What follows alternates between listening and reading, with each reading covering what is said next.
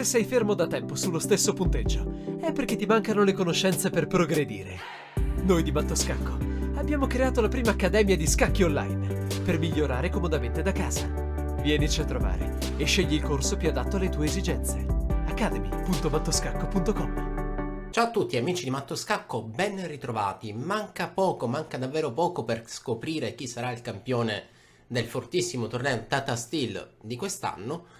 E dopo il turno odierno vediamo che Nodirbek Abdusattorov resta primo in classifica con 7 punti e mezzo. Questa mattina, o meglio questo pomeriggio, ha giocato contro il secondo in classifica Anish Giri e la loro partita si è conclusa in parità.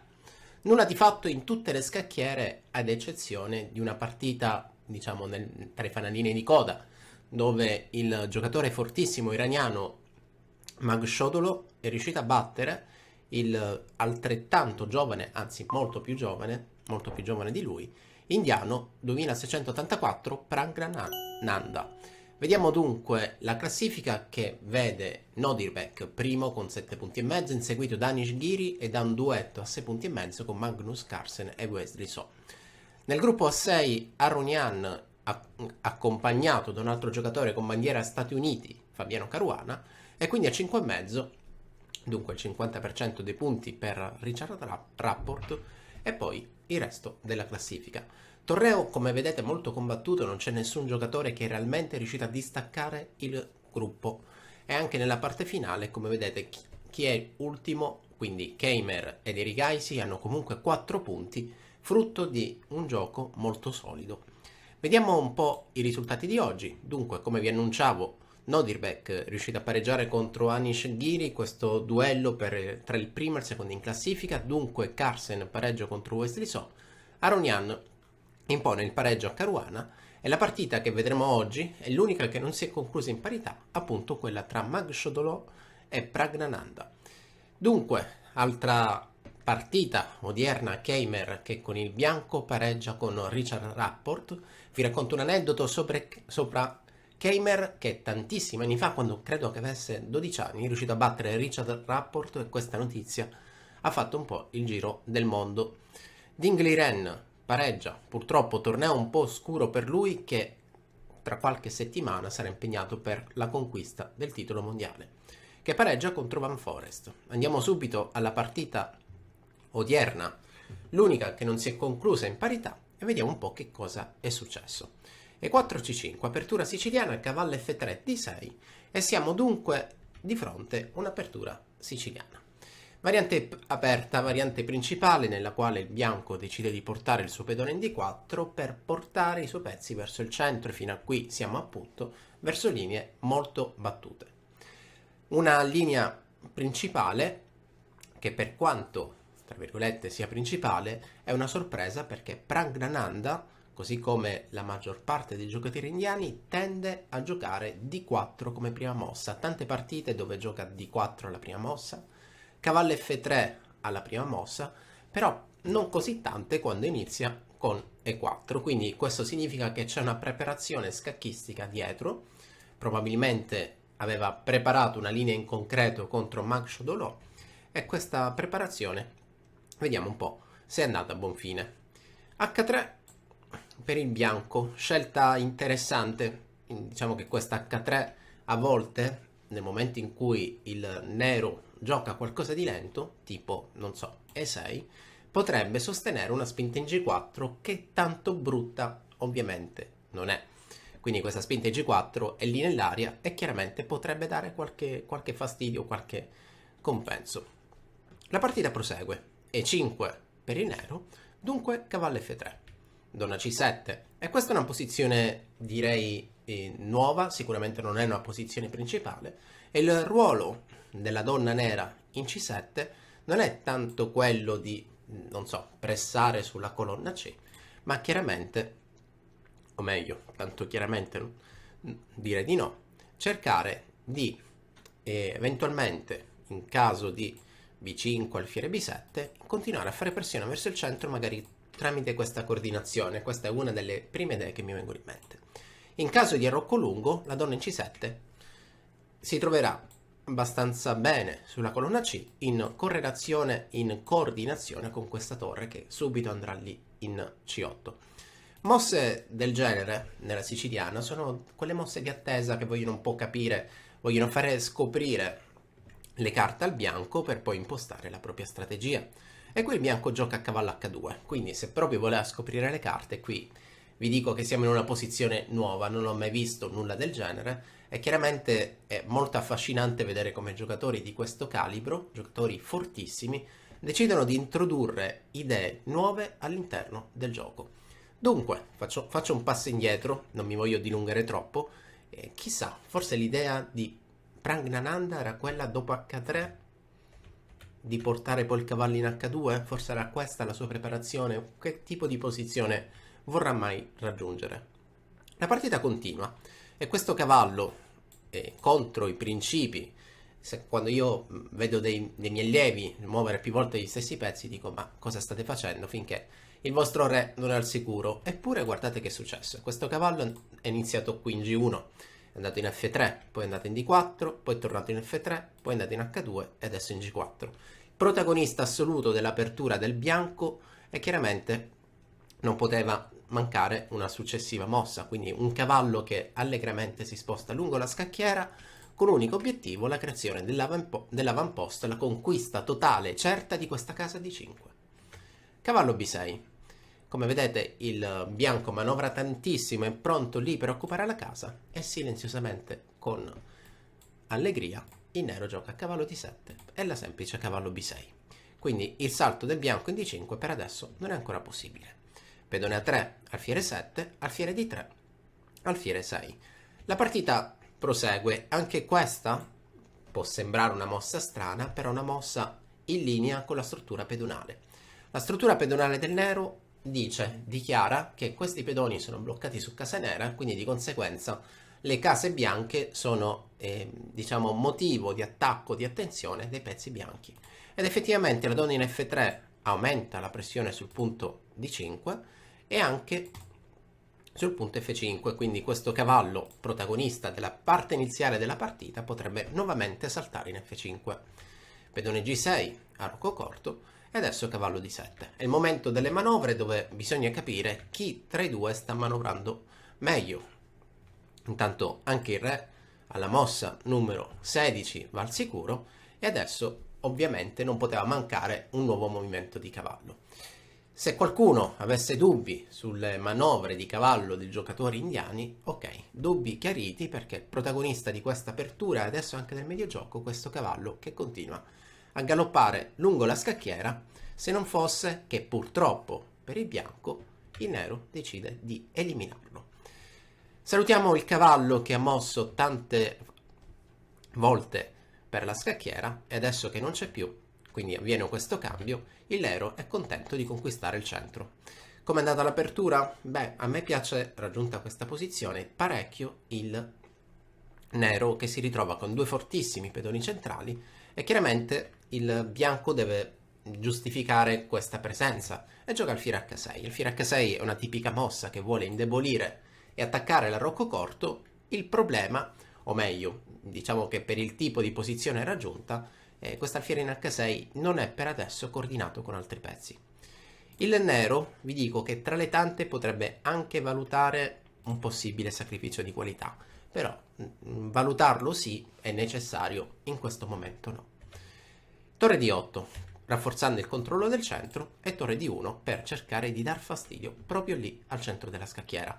Pedone E4, ti attacco, la donna si sposta, cavallo A4, e adesso col senno di poi, e adesso vedete un po' questa efficacia della donna in C7 che già da prima voleva creare controgioco sulla colonna C, ed effettivamente dopo questi cambi sembra esserci riuscito.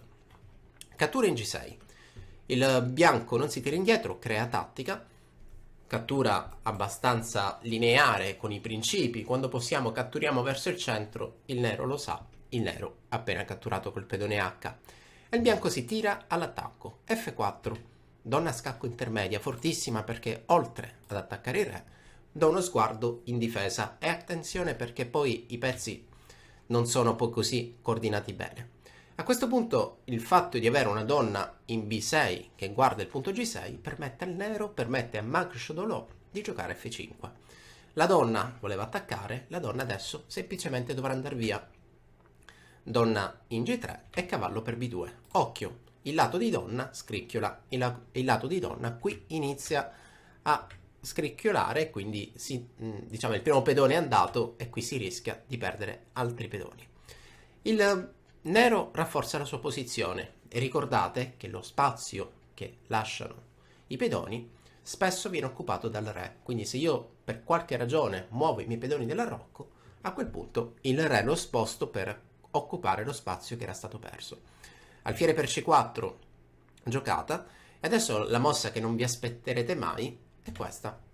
Guardate che curiosa, quindi un re guerriero che cerca di eliminare i pezzi avversari che lo circondano, comunque si trovano in una zona pericolosa, e chiaramente l'attacco sul pedone, sull'alfiere in C4 resta alfiere B3, torre C8, e qui dopo le semplificazioni dal nulla il bianco si accorge che probabilmente ha sbagliato qualcosa, perché qui non c'è assolutamente alcun compenso, questo re è abbastanza al sicuro, il pedone in più ce l'ha il nero ha il controllo totale del centro, e adesso a questo punto deve cercare di valorizzare il suo pedone libero.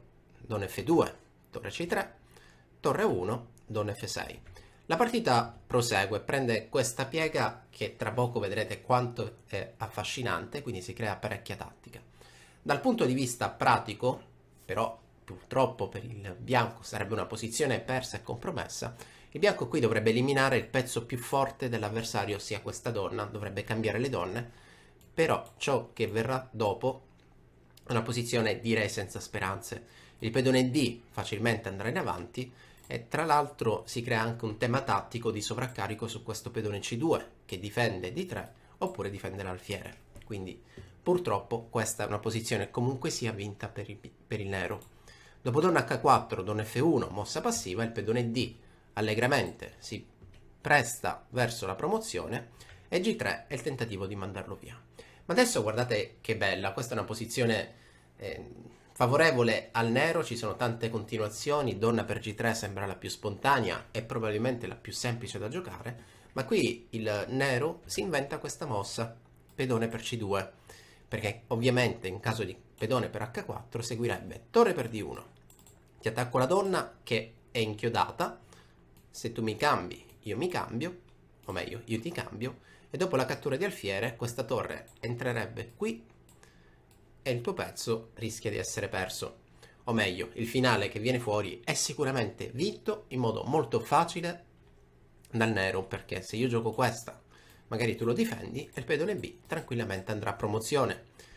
C'è anche da dire che l'alfiere può saltare in H4, ripiegare in G3, mangiare il pedone F4 e i pedoni liberi qui non si contano più nelle dita delle mani. Dunque, dopo G3, quindi facendo questa digressione, la partita è andata in questo modo: pedone per C2, torre per D8 e a questo punto alfiere per D8. Occhio, la donna è sotto attacco, non è stata difesa e dunque si potrebbe catturare. Ed è andata proprio così. La donna cattura, il nero promuove. Dopo il cambio delle donne, purtroppo, nuovamente per il bianco, la posizione è compromessa. Questo re è parecchio esposto, ci sono soltanto due pedoni che lo difendono e i due pedoni in più del nero sono due pedoni liberi, facilmente avanzabili. Tra l'altro il rischio è che questi due pezzi coordinati insieme possono anche creare reti di matto. Il futuro del pedone F4 purtroppo per lui è molto triste, perché tra poco arriverà torre C3, alfiere G3 e anche il pedone F lascerà la scacchiera. La partita continua, effettivamente torre C3 è la mossa che è stata giocata, torre C2 per allontanare il re avversario e l'idea corretta è chiaramente alfiere qui. La minaccia del bianco è sottile, ma in realtà è soltanto un piccolo bluff. È l'unica minaccia da tenere sotto controllo, perché se io qui spavaldo giocassi alfiere G3, mi becco alfiere per F5 che sfrutta l'inchiodatura, perdo il pedone G6 e dal grande vantaggio che avevo mi ritrovo in una posizione pari. Pensate che brutta questa sensazione, sto vincendo e poi imprecisione e alla fine pareggiamo. La partita prosegue, alfiere F6, e limitando questo tema tattico e alfiere D7 sulla scacchiera, re G7, tiene tutto e a questo punto è il momento di far sparire, di eliminare il pedone F. Quando il pedone F, che chiaramente può essere eliminato, creerà 2 pedoni liberi, la posizione è vinta. Nel mentre il bianco ha coordinato i suoi pezzi contro il punto G6, però diciamo, grazie al calcolo qui si accorge il nero, o meglio il nero probabilmente aveva già risolto la posizione da prima, che la promozione è inevitabile. Torre G1, pedone va in E2, alfiere B5 e torre H2, spettacolo, una chiusura degna di questo gioco creativo da parte del nero. Qui Praggnanandhaa abbandona. Per quale motivo? Il re cattura, l'alfiere prende la torre con scacco, la promozione sarà successiva e anche lei con scacco. Molto bella. Rivediamo rapidamente la partita. Dunque, turno odierno, l'unica vittoria, quella del giocatore con il nero, iraniano, Magshadolo, che vince contro Praggnanandhaa questa bellissima apertura siciliana. Il bianco molto creativo, come vedete, ha giocato tutte queste mosse consecutive di cavallo, e siamo d'accordo che aveva delle idee, per poi ritrovarsi senza il cavallo. Quindi immaginate che la strategia, uno prepara la partita e immagina che, o comunque arriva alla conclusione che l'avversario non sa gestire i cavalli, quindi cerca di manovrare al meglio, poi crea questa mossa cavallo F5 e i suoi sogni di manovra di cavallo ovviamente svaniscono. Controllo totale del centro. Da qui in poi il nero già sta meglio e quindi non deve fare altro che valorizzare il lato di donna. Tutti i pezzi del lato di donna effettivamente sono meglio coordinati. La donna in B6 guarda il re, difende il pedone e come avete visto l'unico controgioco che poteva avere il bianco sul lato di re viene neutralizzato con questa chiusura. La spinta F5 probabilmente sancisce la vittoria del nero, perché a questi livelli un vantaggio materiale senza controgioco è chiaramente decisivo. E quindi qui il nero in realtà fa il suo compitino, quindi creare il pedone libero, cercare delle semplificazioni e poi diciamo vincere con la tattica. Ed effettivamente la partita è proseguita in questo modo, dove dopo alfiere H4 l'unico tentativo del bianco è la cattura del pedone F5, però calcolando con attenzione si è arrivati a questa soluzione. In un altro video dicevo quanto è simpatico Magshadolo, che ho avuto il piacere di conoscere dal vivo, e chissà, magari qualche volta potrebbe anche fare qualche video per Matto Scacco, chi lo sa. Allora, detto questo, l'invito, vi lascio su questa ultima splendida mossa, è sempre quello di seguire i social di Matto Scacco, così vediamo tra qualche giorno, tra 2 giorni, mancano soltanto 2 turni, se il giocatore uzbeko riuscirà a vincere questo splendido torneo. Ciao a tutti e alla prossima!